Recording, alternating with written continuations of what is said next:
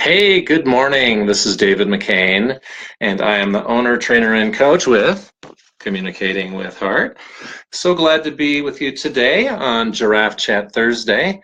This is the day when I share some communication tips that can help you make your relationships work. Today's tip, I want to start off with a little quote. This is from Saul Alinsky, and the quote goes like this: Change means movement. Movement means friction. Only in the frictionless vacuum of a non-existent abstract world can movement and change occur without the abstract friction of conflict. So that's kind of the long way. And the short answer is that conflict is inevitable. Conflict is not a four-letter word. It can actually improve your life. What the important thing is how we choose to deal with conflict. So what I'm going to do is illustrate 5 different conflict styles, 4 of which usually don't build relationships, and one I find really does. And I'll be helped with my 2 friends, Jack the Jackal, Jeff the Giraffe. So I want to start with Jack here, and the first style that I find isn't quite as effective is avoidance, staying away from conflict. And it might sound something like this. Conflict? What conflict? So when we ignore conflict, it doesn't go away. In fact, usually it gets even worse. And the longer we wait to address it, the worse it will get. So the second style is competition. This is a situation where there's winners and losers, and we're competing to find out, to be that winner and not be the loser. So it might sound like this. You're wrong. I'm not changing my mind. You better do what I want. And in that context where there's a winner and a loser, there's going to be resentment. And resentment really corrodes relationships. When we don't get what we want in a communication or a conflict, and we go away not satisfied, that's going to make it even harder the next time a conflict comes up with that person. So the next strategy that I found a little less effective is accommodation.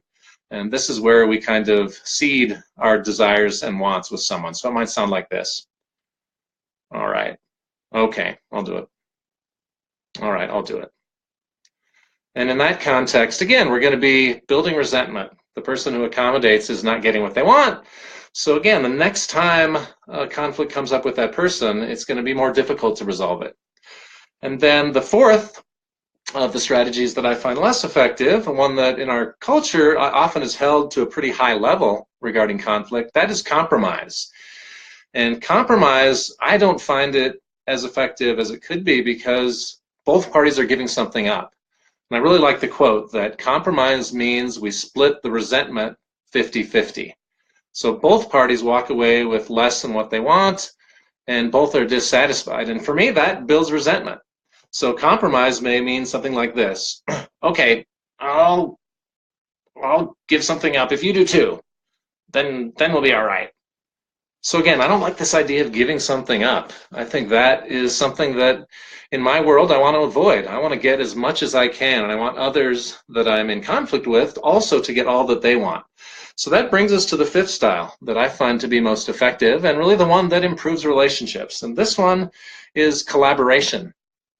This is a means of really being in dialogue to understand where the other person is coming from, to express where you're coming from, and then find solutions that work for both of you, creative solutions that neither of you might have brought into the conflict. So this is where Jeff the Giraffe lives, and he lives in the world of abundance, doing the abundance, and he's willing to see that there are new solutions that he might not have thought of before the conflict that might work for everybody. So it's something like this. You might hear Jeff say, yeah, tell me what you're really wanting. Really listening to that. And then, there's something I would really like. Can I share?